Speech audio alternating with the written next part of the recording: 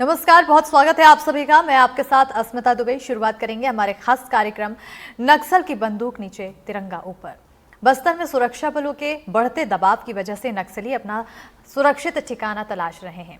नक्सलियों ने MSc corridor यानी कि महाराष्ट्र, मध्य प्रदेश, छत्तीसगढ़ के सरहदी इलाकों में विस्तार नीति बनाई है, लेकिन समय रहते सरकार और सुरक्षा बलों ने उन इलाकों में अपनी चौकसी बढ़ाकर नक्सलियों के एमएमसी विस्तार नीति के मंसूबे को धराशायी कर दिया है।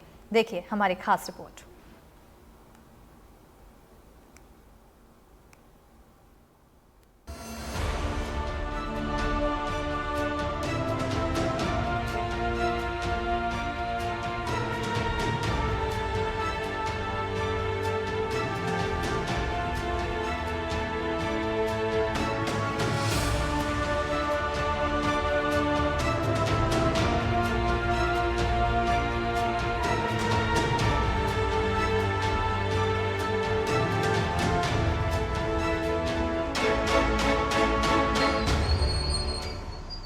तिरंगा लेकर निकल रहे ये जवान महाराष्ट्र, मध्य प्रदेश, छत्तीसगढ़ के उस सरहदी इलाके की यात्रा करने जा रहे हैं जहां नक्सली खुद को सबसे महफूज रखना चाहते थे।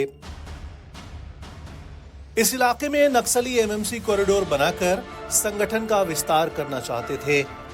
तिरंगा यात्रा निकाली जा रही है। तिरंगा यात्रा ऐसे इलाके में है जिसके बारे में हम समझना चाहेंगे। हमारे साथ कबीरधाम जिले के पुलिस कप्तान हैं अभिषेक पल्लव जी। अभिषेक जी, कितना चैलेंज है इस इलाके में तिरंगा यात्रा जो निकाल रहे हैं, कितना महत्वपूर्ण है? बहुत ही महत्वपूर्ण है। ये मध्य प्रदेश, महाराष्ट्र, छत्तीसगढ़ एमएमसी जोन जो 2014 में बना था उसका कोर एरिया है। इसी एक ट्रांजिट रूट है। यहीं से नक्सली पार होते हुए अमरकंटक होते हुए झारखंड जाने की उन्होंने कॉरिडोर बनाने की कोशिश की थी। यहाँ पर 6 महीने पूर्व नक्सली मीटिंग लिया करते थे। यहाँ 50 से 100 ग्रामीण जो है जमा हुआ करते थे।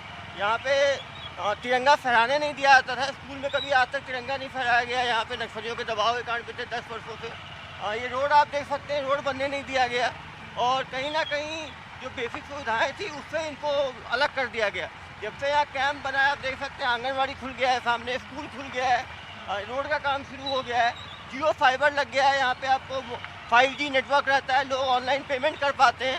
तो कहीं ना कहीं फोर्स के बैठने से ग्रामीणों में जो खुशी है वो आपको नज़र आएगी कि अब फोर्स वर्दी में यहाँ पे हम तिरंगा यात्रा निकाल पा रहे हैं और कोई किसी को डर नहीं है। तो ये निश्चित रूप से बहुत बड़ी सफलता है। ये इलाका कौन सा है और हम जहाँ पर जा रहे हैं वो कितने दूर की हम यात्रा करने वाले हैं? ये 15 किलोमीटर का यात्रा है। अभी जो हम निकले ये बेंदा कैंप है। छत्तीसगढ़ आर्म्ड पुलिस ने कैंप मई महीने में लगाया है और आगे जो है खिलाही कैंप है जो कि छत्तीसगढ़ आर्म्ड पुलिस ने अप्रैल महीने में लगाया है। हमने पिछले 2 महीने के अंदर करीब 6 कैंप जो है ये बिल्कुल मध्य प्रदेश छत्तीसगढ़ बॉर्डर पे लगाया है। आप सामने देख सकते हैं ये इलाका जो है मध्य प्रदेश का है। ये रोड आप एक तरफ बॉर्डर है हमारा, इस तरफ मध्य प्रदेश है, इस तरफ छत्तीसगढ़, इस तरफ छत्तीसगढ़ है, इस तरफ मध्य प्रदेश है। तो हम बॉर्डर पे चल रहे हैं और जो नक्सली कॉरिडोर का इस्तेमाल करते हैं, 2 इंटरस्टेट बॉर्डर होता है, कभी इधर कभी उधर, तो जुरिडिक्शन की प्रॉब्लम आती है और नक्सली उसमें फलते फूलते हैं। लेकिन बॉर्डर पे हमने चेक पोस्ट की तरह जो है कैंप लगा दिए हैं और नक्सली यहाँ से करीब 10 से 15 किलोमीटर अंदर शिफ्ट हो गए। तो जो बॉर्डर का जो एडवांटेज उनको मिलता है वो पूरी तरह से ख़त्म हो गया है और ये एक एग्जाम्पल है कि इसी को मॉडल को हम आगे उड़ीसा में, तेलंगाना में भी जो बॉर्डर है छत्तीसगढ़ तेलंगाना, छत्तीसगढ़ उड़ीसा, वहाँ भी इसको फॉलो कर सकते हैं। किस तरह बॉर्डर पे हम कैंप्स लगा के ग्रामीणों का सहयोग से हम देख सकते हैं बच्चे स्कूल ड्रेस में हैं आसपास और एक उत्साह का माहौल इधर है। तो ये तिरंगा यात्रा 15 किलोमीटर चलने वाली है और हम 15 किलोमीटर इसी तरह से बाइक पर चलने वाले हैं। आगे की भी तस्वीरें हम दिखाते रहेंगे। अभी आप आसपास के इलाकों को जो मैं समझना चाह रहा हूँ, प्रवीण को मैं बोलूँगा दिखाएं। जैसे जो इलाका अभी आप देख रहे हैं, जैसा कि सर बता रहे थे, अभिषेक जी बता रहे थे कि ये इलाका जो है ये छत्तीसगढ़ का इलाका है और इसके दूसरी तरफ, मैं प्रवीण को कहूँगा इस तरफ का इलाका दिखा दें। जो नज़र आ रहा है, ये जो नज़र आ रहा है फॉरेस्ट इलाका, ये घर नहीं, जो फॉरेस्ट इलाका आपको पीछे नज़र आएगा ये मध्य प्रदेश का इलाका है। प्रवीण एक बार और उसको दिखाइए, उस इलाके को जो मैं कहना चाह रहा हूँ।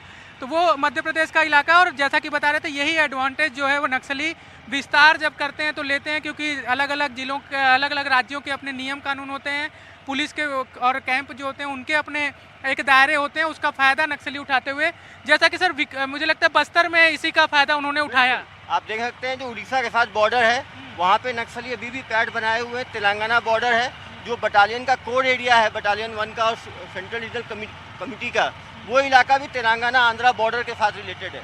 तो बहुत ज़रूरी है कि बॉर्डर इलाके में अपने पैड बनाए और उनकी एंट्री जो है रोकी जाए। तो ये यात्रा अभी जारी रहेगी। उस बीच गांव की भी तस्वीरें हम देखते चलेंगे कि विकास किस तरह से हो रहा है या किस तरह से लोगों को जोड़ने की कोशिश की जा रही है। बिल्कुल जियो का टावर, हालांकि प्रवीण, मैं बता दूं मेरे जो कैमरा साथी हैं उल्टा बैठे हुए हैं तो बहुत सारी चीज़ें उनको दिखा पाने का थोड़ा मुश्किल होगा, लेकिन प्रवीण फिर भी थोड़ा सा दिखा दीजिए। ये टावर, जो मोबाइल टावर की बात हो रही है कि गांव और इन इलाकों में जो कि एक तरह से जिसको प्रभाव में लेना चाहते थे नक्सली, ये बात कहें, उन इलाकों में कैसे समय रहते सरकार ने अपनी आमदगी दी और उसका नतीजा ये है जो दावा किया जा रहा है कि एक तरह से फेल हुआ उनकी रणनीति। पंचायत नई बिल्डिंग बनी है, ये प्रवीण इधर भी दिखा दीजिए। पहले आप नक्सली क्षेत्र में टेम्पोररी बिल्डिंग बनती थी, अब परमानेंट बिल्डिंग बन रही है। यहाँ ग्राम पंचायत बना है, बगल में मंगल भवन बना है, जहाँ पे छोटे मोटे कार्यक्रम कर सकते हैं, अपनी संस्कृति को आगे बढ़ा सकते हैं। जैसा आपको मालूम होगा, ये बैगा ट्राइबल्स यहाँ पे रहते हैं, जो प्रिमिटिव ट्राइबल ग्रुप है, सबसे ज़्यादा पिछड़े ग्रुप जो हैं। लेकिन वहाँ भी मंगल भवन बन रहा है, स्कूल बना है, बगल में स्कूल आश्रम बना है, रेजिडेंशियल स्कूल बना है, और ये सभी चीज़ें पिछले 6 महीने के अंदर बना है। अब देख रहे बच्चे, देखिए सेलिब्रेट कर रहे हैं, स्कूल में पढ़ रहे हैं, बच्चे बाहर उत्सुकता के साथ देख रहे हैं। एक समय था कि पुलिस फोर्स को देख के बच्चे भाग जाया करते थे, अब बच्चे भी उत्सुकता के साथ देख रहे हैं, वो भी झंडा फहरा रहे हैं अंदर, आप देख सकते हैं। तो एक बहुत ही पॉजिटिव चेंज आपको नज़र आ रहा है आसपास। बिल्कुल, ये जो इलाका है प्रकृति के लिहाज से तो खूबसूरत है ही, लेकिन किस तरह से जो एक बड़ी आशंका थी कि नक्सली इस इलाके में, चूंकि बस्तर में लगातार दबाव बन रहा है, दूसरे इलाकों में दबाव बन रहा है जो उनका कोर जोन है, तो ऐसे में इस इलाके में तेज़ी से विस्तार कर सकते हैं। ये जो एक आशंका थी उसको रोकने की पूरी कोशिश और किस तरह से पहल की जा रही है ये बताने की हमारी कोशिश है। और ये जो 15 किलोमीटर की लगभग तिरंगा यात्रा पुलिस और जवान जो हैं CAF के निकाल रहे हैं, उस दरमियान हम अलग अलग तस्वीरें यही दिखाने की आपको कोशिश भी करेंगे। बिल्कुल, ये तस्वीरें दिखाते चलिए प्रवीण कि लोग, ये कि ट्राइबल इलाका है, बैगा ट्राइबल्स का पूरा इलाका है। हम स्थानीय लोगों से भी बातचीत करेंगे। कई सारे ऐसे इलाके हैं जहाँ पर हिंदी लोगों को नहीं आती, इस वजह से कुछ उस जोन में जहाँ पर हिंदी आती है वहाँ पर भी हम बातचीत करने की कोशिश करेंगे और ये दिखाएंगे कि किस तरह से फोर्स जो है अपनी पहुँच लोगों में और उनके दिलों में जगह बनाने की कोशिश कर रही है। नक्सलियों का कोर इलाका रहे कवर्धा के बेंदा से बहना खोदरा कैंप तक फोर्स की 15 किलोमीटर की तिरंगा यात्रा जारी है, लेकिन इस संवेदनशील इलाके में जवानों की चुनौती भी जान लीजिए। कैंप में जवान किस तरह से रह रहे हैं वो तस्वीरें भी हम आपको दिखाते हैं। ये टेंट बना हुआ है, इसी तरह की टेंट पूरी नज़र आ रही होगी कैंप में। ये इसी टेंट में अलग अलग जवानों को बेड दिया गया है। अंदर क्या सुविधाएं हैं वो भी हम आपको दिखाते हैं और अंदर किस तरह से किस चुनौती से रह रहे हैं जवान, उसकी तस्वीरें भी हम आपको दिखाते हैं। ये कैंप का जो टेंट लगा हुआ है, मेजर टेंट, मतलब ये इसमें मेजर रहते हैं। देखिए यहाँ पे लिखा हुआ है मेजर टेंट। इसी तरह से अलग अलग लोगों के लिए टेंट लिखा होगा। आप मेजर हैं? नहीं, मैं अच्छा, आप कांस्टेबल हैं। क्या नाम है आपका? महेश कुमार ध्रुवी। महेश जी, कहाँ के रहने वाले हैं? बोटला ब्लॉक मतलब इसी जिले के रहने वाले हैं? जी, कवर्धा कबीरधाम के। जिले के जी। किस तरह से आप लोग जीवन यापन यहाँ कर रहे हैं? अब थोड़ा सी दिक्कत तो है कि छोटा सा टेंट है, इसमें सभी चीज़ का व्यवस्था करके रखना पड़ता है बरसातों के दिन में। और यहाँ छोटा सा है, यहीं पे आप एडजस्ट करना है। 3 लोग के हैं। अच्छा, ये 4 बेड लगे हुए हैं लेकिन 3 लोग अभी रह रहे हैं इसमें। जी जी। अब ये देख लीजिए, सामानों के प्रवीण लिए कहूँगा व्यवस्था कि एक रहता बार- है। हाँ, क्या कह रहे हैं? सामान के रखने के लिए थोड़ा सा सामान, जगह की। अच्छा, सामान भी यहीं रखना है, जी। रहना भी यहीं है जी, और सोने और सारी चीज़ों की व्यवस्था भी यहीं जी, है। जी। देखिए मच्छरदानी लगा हुआ है और बाकी जो व्यवस्थाएं हैं। खाना वाना कहाँ रहता है आप लोग का? यहीं अपने टेंट में, वहाँ से जो मेस से है उससे अच्छा, मेस से लेके खाना आते हैं, लेके फिर यही यहाँ पे अपना यही खाते हैं। खाते हैं। अच्छा, दवाइयाँ भी रखी हुई हैं, दवाइयाँ हैं या ज़रूरत की जो भी चीज़ें हैं। ये क्या चीज़ है? अच्छा, गुड़ पाउडर। ये क्या काम आता है आप लोग का? क्या नाम है आपका? मेरा नाम है रितेश लाल। आप कहाँ के रहने वाले हैं? मैं दुर्ग दुर्ग से हैं? जी। देखिए, जो ज़रूरी चीज़ें हैं, जो सारी व्यवस्थाएं इसी टेंट में, पीने का पानी हो या फिर दवाइयाँ हैं ज़रूरी, या कुछ नाश्ते, या कभी मीठे के तौर पे गुड़ का यूज़ करते जी, होंगे आप लोग। मीठे के तौर पे गुड़ का यूज करते हैं। और जो दूसरे चैलेंजेस हैं, जैसे मान लीजिए कि जंगली इलाका है तो जीव जंतुओं का भी चैलेंज, और इसके अलावा मच्छर की कई समस्याएं आती हैं, तो उसको निपटने के लिए आप लोग कैसे करते हैं? हमारे पास फुल किट रहता है। किसी भी जगह अगर कहीं बाहर गश्त जाते हैं तो अपन कोडोमॉस क्रीम का उपयोग करते हैं, लगाते हैं। और जैसे रात में ड्यूटी है तो हम लोग फुल हंटर शू पहनते हैं इंकलेट के साथ, सांप बिच्छू से बचने के लिए। और कैंप में है तो अपने बेड में है तो 24 घंटा मच्छरदानी लगी रहती है। ताकि किसी भी बेड में कोई भी जीव जंतु न चढ़ सके हमारे। तो देखिए, समस्या सिर्फ जो नक्सल समस्या है उससे निपटना तो अपने आप में चुनौती है, लेकिन कई चुनौतियां और भी हैं। कुछ और कैंप भी, हालांकि वहाँ मुझे कोई नज़र नहीं आ रहा है जो टेंट लगा हुआ, लेकिन यहाँ पर भी देखते हैं, कुछ तस्वीरें दिखाते हैं।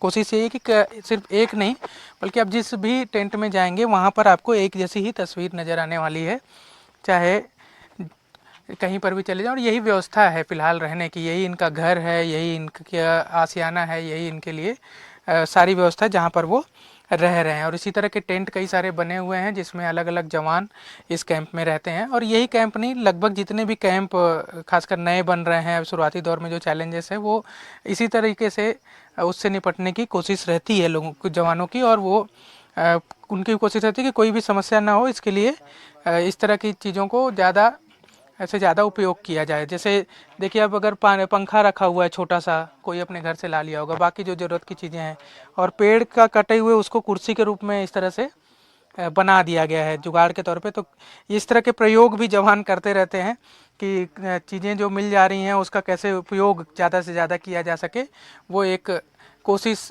हरदम रहती है जवानों की। तो इसी तरह से ये टेंट में ही इनका रहना और पूरी व्यवस्थाएं जो हैं, हालांकि स्थायी तौर पे जब मैं अधिकारियों से बात कर रहा था तो बता रहे थे कि कैंप की स्थायी तौर पर कुछ व्यवस्था भी की जा रही है। जैसे आपको पीछे नज़र आ रहा होगा, 2 बैरक बने हुए हैं, लेकिन अभी शुरुआती दौर है तो अभी वहाँ पर काम ही चल रहा है। तो फिलहाल इस चैलेंज से गुजर रहे हैं जवान, टेंट में रहकर ही जो है वो इस इलाके की सुरक्षा की जिम्मेदारी जवान निभा रहे हैं। और जैसा कि अधिकारी बता रहे थे, ये जो इलाके का नज़र आ रहा है ये छत्तीसगढ़ का इलाका है जहाँ पे कैंप है, लेकिन आपको इसके बाद का जो इलाका, जो बैरिकेड्स किए गए हैं, जो तारों से घेरा गया है, वो इलाका मध्य प्रदेश का हो जाता है। तो ये जो इलाका है, ये जो एमएमसी की बार बार जिक्र हो रहा है, महाराष्ट्र, मध्य प्रदेश, छत्तीसगढ़ कॉरिडोर के रूप में जो नक्सली विकसित करना चाह रहे थे अपना, उसको और उनको ब्रेक लगाने के लिए इस इलाके को जवानों की सुरक्षा में रखा गया है। मैकल पहाड़ी श्रृंखला से घिरे एमएमसी कॉरिडोर का उपयोग कर नक्सली बस्तर से झारखंड की ओर अपना विस्तार करना चाहते हैं, लेकिन समय रहते इन इलाकों में सरकार की आमद ने नक्सलियों को बैकफुट पर ला दिया है। एमएमसी कॉरिडोर में छत्तीसगढ़ के कुल 5 जिलों राजनांदगांव, मोहला, मानपुर, खैरागढ़, कबीरधाम, मुंगेली का सरहदी इलाका है। महाराष्ट्र के 2 और मध्य प्रदेश के 3 जिलों की सरहद इस कॉरिडोर का हिस्सा है। एमएमसी कॉरिडोर में छत्तीसगढ़ के इलाके में 15,000 जवान तैनात किए गए हैं। कबीरधाम जिले में ही सरहदी इलाके में सुरक्षा बलों के 10 कैंप खोले गए हैं। कबीरधाम को नक्सल प्रभावित जिला घोषित किए जाने के बाद अब तक 9 नक्सली सरेंडर कर चुके हैं और 3 नक्सली मुठभेड़ में मारे गए हैं। कबीरधाम में एक आम नागरिक की मौत भी नक्सल हिंसा में हुई है। जो चिल्फी क्षेत्र है और जो कवर्धा का अधिकांश हिस्सा है वो मैकल श्रेणी के अंतर्गत आता है, जो कि काफ़ी घना जंगल है और पहाड़ियों से घिरा हुआ है। ये पहले नक्सली इसका बहुत फ़ायदा उठाते थे, लेकिन अभी वर्तमान में वो जो जंगल पहाड़ी उसका फ़ायदा पुलिस ज़्यादा उठा रही है। और अंदर घने जंगलों में नए अभी रिसेंटली 2 महीने में 6 कैंप स्थापित किए हैं, जिससे बहुत फ़ायदा मिल रहा है और गाँव को भी, अपने पुलिस प्रशासन को भी। आप बस्तर में भी रह चुके हैं, मैं बस्तर के बारे में भी जानकारी पता था आप। वहाँ और यहाँ में क्या अंतर महसूस होता है, खासकर काम करने के लिहाज से? काम करने के लिए वहाँ बस्तर क्या है, थोड़ा मैदान एरिया ज़्यादा है, तो नक्सलियों के लिए बेनिफिट ज़्यादा हो जाता है। वहाँ वो मूवमेंट बड़े आसानी से कर लेते हैं। बट ये कवर्धा जो एरिया है मैकल श्रेणी में है, यहाँ पे पहाड़ियों की श्रृंखला है, तो उसमें जितनी सॉफ्ट तरीके से वो लोग मूवमेंट करते हैं, वो उनके लिए थोड़ा दिक्कत भी होता है कि पहाड़ी एरिया है, लगातार पार नहीं कर सकते। लेकिन अभी वर्तमान में सारी जगह पुलिस कैंप स्थापित हो गए हैं, तो उनके लिए बैकफुट पे है नक्सली अभी तो। सरेंडर करने वाले नक्सली बता रहे हैं कि आखिर अपना सबसे सुरक्षित ठिकाना मान रहे नक्सली एमएमसी कॉरिडोर के छत्तीसगढ़ वाले इलाके में बैकफुट पर कैसे आ गए। कहाँ के रहने वाले थे? बीजापुर जिला। बीजापुर में कहाँ से? बीजापुर जिला है, गंगालूर थाना पड़ता है, काके कोरमा गाँव। सरेंडर कब, संगठन में कब गए? संगठन में मैं 2005 में 5-6 के आसपास। 5-6 से हो संगठन में। पहले कौन कौन से इलाके में रहे, फिर इधर कब आए? पहले वहीं गंगालूर एरिया में कम से कम 3-4 महीना घूमे हैं।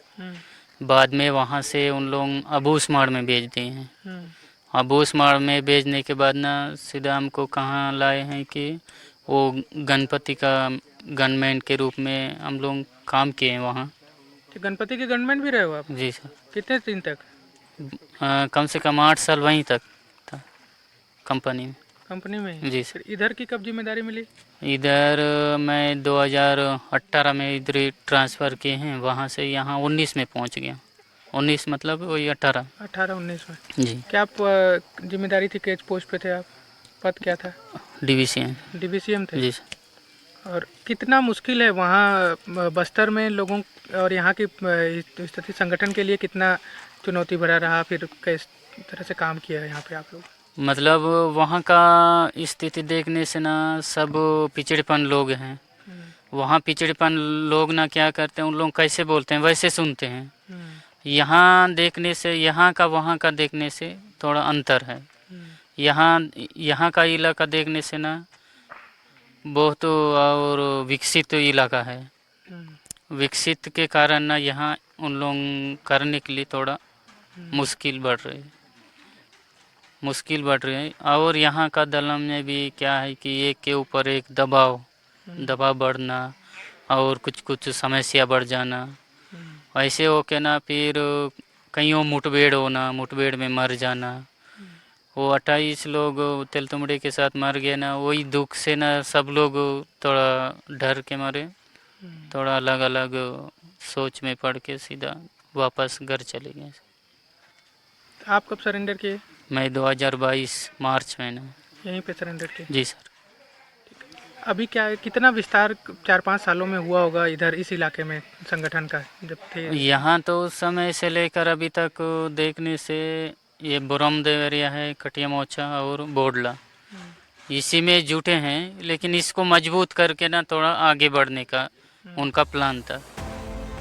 जिस एमएमसी इलाके में नक्सली अपना विस्तार करना चाहते थे, वहां के टॉप कैडर सरेंडर कर चुके हैं। पुलिस का दावा है कि साल 2016-17 में जितने नक्सली इस इलाके में आए, उनमें से 15% ही अब सक्रिय हैं।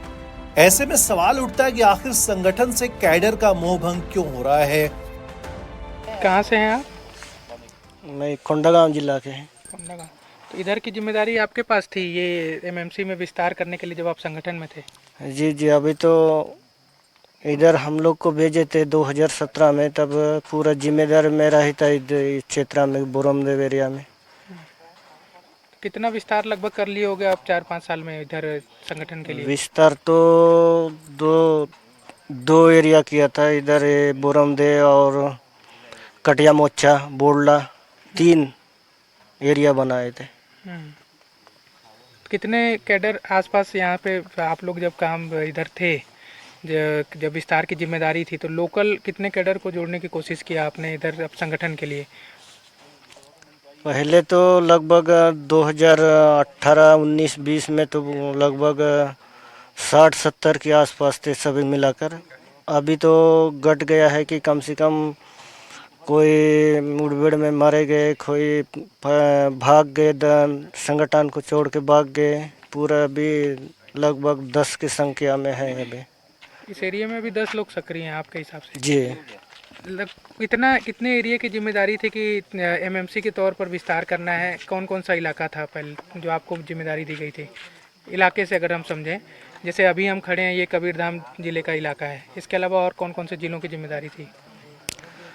मतलब यहाँ मजबूत करके ना बोडला और बोडला एरिया और बोरमदेव एरिया, कटिया मोचा एरिया को मजबूत करके फिर उधर अमरकंटक से सीधा उधर झारखंड, बिहार झारखंड तरफ उधर मतलब विस्तार करना करके जिम्मेदारी था।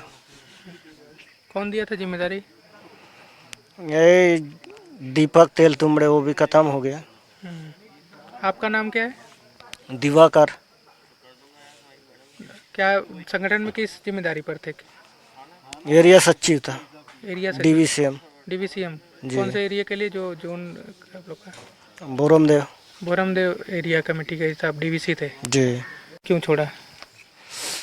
हम लोग को यही लगा कि संगठन छोड़ने का कारण है कि वहाँ पे पूरा खाने पीने का भी बराबर नहीं मिलते थे और वहाँ दिन दहाड़े पूरा घूमते रहना, रात बिकाल सब घूमते रहना। परेशानी एक तरफ पुलिस का जो कुंबिंग ऑपरेशन में मरे जाना पड़ते हैं, और ये क्या जिंदगी है करके हम लोग सोच के दलम संगठन को छोड़ के घर जाएंगे, अपना अपना परिवार बसाएंगे, जीवन यापन करेंगे करके हम लोग सोच के संगठन को छोड़कर हम लोग आ गए मुखिया धारा में। क्या नाम है आपका? राजे राजे। जी कहाँ के रहने वाले हो आप? पैदा गेलो रहने वाला। पैदा बीजापुर हाँ जिला। विजय। तो इधर कैसे आ गए कवर्धा? मैंने पहले उधर तो पूरा संगठन का एरिया है, इसलिए ना फिर उन लोगों ने बोला है तो तुम लोग लड़ाई नहीं करेगा तो कौन करेगा, फिर अपना जल जंगल बचाने वाले कौन है, तुम लोग नहीं आएगा तो करके ना उन लोग बताई थी, तो फिर अपना मन खुशी से हम लोग भी गए थे। कब गए थे संगठन में? मैं 2013 में तब गई। उम्र क्या रही होगी? उस समय ना वही 16-17 के हैं। 16-17 साल से संगठन में? जी सर। तो संगठन में जोड़ने के लिए कैसे करते हैं उन लोग, किस तरह से गांव में आते हैं? गांव में आते हैं सर, वहाँ आके ना फिर मीटिंग करते हैं, पूरा नाच गाना चौप चलता है, फिर उसके हिसाब से ना फिर उन लोग ऐसे नाच गाना कर रहे तो हम लोग भी जाएंगे, हम लोग भी उन लोग का जैसे ही हम लोग भी बनेंगे करके ना फिर हम लोग खुशी होके गए थे। अब क्यों छोड़ा और इधर कब आए, इस एरिया में कब आए, कब मिले? इस एरिया में मैं 2016 में आई थी। 2016 से आप इधर हो एमएमसी बॉर्डर इलाके में? हाँ जी सर। तो इधर पहले विस्तार वहाँ का क्या जिम्मेदारी थी, क्या रणनीति? मैं पार्टी सदस्य था। जी सर। तो यहाँ लोगों को जोड़ने के लिए कैसे कर रहे थे आप लोग काम? यहाँ का लोगों को ऐसे हम लोग जैसे आया वैसे तुम लोग भी यहाँ का जल जंगल जमीन बचाने के लिए तुम लोग भी लड़ाई करना है करके यहाँ का सोना चांदी संपत्ति सब यहाँ का लोग बाहर दूसरा देश में ले जाके बेच रहे हैं, तो इसीलिए तुम लोग भी ऐसे संगठन लड़ाई करना है, फिर अपना जल जंगल जमीन बचाना है, दूसरा देश वालों को नहीं देना है करके हम लोग भी गांव में जाके कुछ लोग को ऐसे बातचीत करते हैं। फिर उसके बाद ना फिर हम लोग यहाँ रह के ना फिर यहाँ का लोग एकदम विकसित हो गए हैं, उधर का लोग जैसा नहीं रहते हैं, तो फिर उन लोग हम लोग नहीं आएंगे करके भी बोलते हैं गांव वाले। जी सर। तो यहाँ 17 से आप हो 16 से? जी सर। अभी 24 है, लगभग 8 साल में कितने लोगों को जोड़ लिया होगा अभी तक? अभी एक जन भी नहीं जोड़ा है सर। ऐसे बातचीत तो करते हैं गांव में आके, लेकिन एक जन भी नहीं जोड़ा है। यहाँ का लोग जो भी गाड़ी घोड़ा ऐसे मोबाइल के साथ में रहने वाले आदमी हैं, वहाँ जंगल में जाएगा भी तो ज़्यादा दिन नहीं टिकेगा करके ना उन लोग नहीं जोड़ा है। क्या नाम है? रणिता कौश। संगठन में कैसे जुड़ गए थे? 2016 में संगठन में जुड़ गई थी। 16 में? मतलब कितने साल के थे उस समय? अच्छा, मैं छोटी थी, ज़्यादा कम से कम होगा 19 से 20-25 होगा। अच्छा, अभी 20-25 साल हो रहे हैं। क्या कैसे जोड़ लिए थे संगठन में, क्या बोलकर जोड़े थे? अच्छा, मैं वहाँ दक्षिण बस्तर में गांव में संगठन बहुत मजबूत है ना, इसलिए संगठन में तुम लोग जोड़ा वाना ऐसे लोग बताते हैं संगठन वाले। छोटे छोटे बच्चों को बाल संगठन में रखवाते। आपको क्या जिम्मेदारी थी संगठन में? मेरे को चीन में थी, घर में उस समय में। इधर कब भेजे इस इलाके में? 2017 में। 2017 से आप इस इलाके में ये क्या जिम्मेदारी थी इधर इस इलाके में, आपके पास क्या जिम्मेदारी थी? यहाँ सदस्य थे, इधर घूमते थे। कितना मुश्किल है वहाँ पर रहना? 4-5-7 साल 8 साल आप संगठन में रहे हो, कि अच्छाई क्या है या मुश्किलें क्या हैं वहाँ की? पहले तो 2017 में ऐसा है, लेकिन फिर 2019 से ज़्यादा हो गया ना। इधर उधर पुलिस वाले भी बहुत घूमते थे, हम लोगों को पानी नहीं मिलता, खाना नहीं मिलता, गांव जाने के भी रास्ते में जाओगी तो पुलिस वाले तो बैठते रात दिन, ऐसे होता था ना, इसलिए संगठन छोड़कर घर चले गया हूँ। पुलिस का दावा है कि सुरक्षा बलों के कैंप बनने से क्षेत्र का विकास हो रहा है, सुविधाएं मिल रही हैं, लेकिन क्या ग्रामीण भी ऐसा ही सोचते हैं? गांव में क्या क्या सुविधाएं हैं? गांव में तो वैसे कि सब चीज़ सुविधाएं हैं सर, ये आंगनबाड़ी है और प्लस स्कूल है और प्लस ये अपना स्वास्थ्य केंद्र है, सब मतलब कहा जाए तो सब चीज़ मतलब है सर। ये इलाका एक समय में कहा जा रहा था कि नक्सली इधर काफ़ी मूवमेंट कर रहे हैं, उसका डर भय अभी भी है या ख़त्म हो गया? अभी तो नहीं है सर, वो ख़त्म हो गया है अभी। कभी था? हाँ, पहले था, कुछ साल पहले। अभी तो आते थे नक्सली आप लोग के गांव में? हमारे यहाँ तो अभी नहीं आते थे सर। अभी अब पूरा सब तरफ से मतलब क्लोज हो गया है। आसपास का जो बॉर्डर इलाका है वहाँ काफ़ी तेज़ी से बढ़ रहे हैं और ग्रामीणों को भी अपने बस मतलब अपने साथ जोड़ने की कोशिश कर रहे हैं। अभी क्या स्थिति है? अभी तो ऐसा सुनने में तो नहीं आया है, पहले भी नहीं आया था। बस वो लोग आते थे, पूछते थे, मतलब दूसरे से पता चला, हम तो अब आंखों में देखे भी नहीं हैं। हम अब क्या है, गांव में बीच सेंटर में रहते हैं तो इतना तो जानकारी है ही नहीं। जंगल के आसपास के घरों में आते थे, ऐसे सुनने में आ रहा है, बताने में गांव में। और अभी तो देखने के लिए नहीं मिलता लगभग। गांव में क्या सुविधाओं की ज़रूरत है अभी, और फोर्स वगैरह के जब यहाँ कैंप बने उससे क्या फ़ायदा नुकसान आप लोग देख रहे हैं? अभी तो कैंप बना है तो ठीक महसूस हो रहा है कि पहले यहाँ बहुत चोरी वोरी हो जाता था पहले, तो अब कैंप बना है तो थोड़ा अच्छा लग रहा है। इसे अचानक चोरी हो जाता पता ही नहीं चलता था। हाँ, दिन दहाड़े चोरी करके चोर लोग चले जाते। माओवादी या नक्सल समस्या का किस तरह से यहाँ पर किस इलाके में था? पहले सुनने को मिलता था, अब पता नहीं चल रहा है। सवाल यह भी कि ग्रामीणों का भरोसा जीतने के लिए फोर्स वहां क्या कदम उठा रही है। अब वहाँ पर जो कैंप खुला है, बेंदा कैंप, अब वहाँ पर कनेक्टिविटी बहुत बेहतरीन है। जियो का 24 आवर रहता है टावर, और लाइट का भी कोई प्रॉब्लम नहीं है, और बाकी सुरक्षा की दृष्टि बहुत बेहतर रहा। ग्रामीणों में भरोसा ग्रामीणों में भरोसा क्या करते हैं कि ग्रामीण आप पर भरोसा कर पाएं? ग्रामीणों को हम जो है सोशल वर्क भी चलाते हैं कभी कभी, और सिविक एक्शन के द्वारा उनको जो है अपना बताते हैं कि अपना नक्सलियों के प्रति जो है दूर रहना उनसे, और फोर्स को अपना थोड़ा मदद करिए। हम आपके लिए ही यहाँ पे कैंप खोला गया है।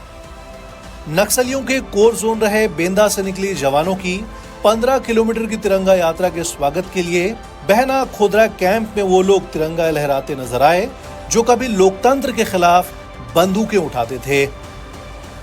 आज़ादी के साथ भयमुक्त जीवन माओवादी भी व्यतीत करें, और खासकर वो इलाके जहां पर लोग प्रभाव में आकर या तो संगठन से जुड़ जाते थे या डर में रहते थे, उन इलाकों में सरकार की आमद बढ़े और पूरी तरह से बढ़े और इतनी आज़ादी रहे कि जिस तरह से आम इलाकों में आम व्यक्ति आसानी से घूम पाता है, वैसे ही जो अभी नक्सल प्रभावित इलाके मध्य भारत के हैं वहाँ पर भी घूम सके, ये भी जल्द से जल्द देखने को मिले। अब ये कब तक देखने को मिलेगा, ये सरकार की नीति और एक्शन के हिसाब से सामने आएगा। कैमरा साथी प्रवीण साहू के साथ नीलेश त्रिपाठी, एनडीटीवी। और चलिए इसी के साथ हमारे खास कार्यक्रम में फिलहाल इतना ही। खबरों के लिए देखते रहिए एनडीटीवी मध्य प्रदेश छत्तीसगढ़।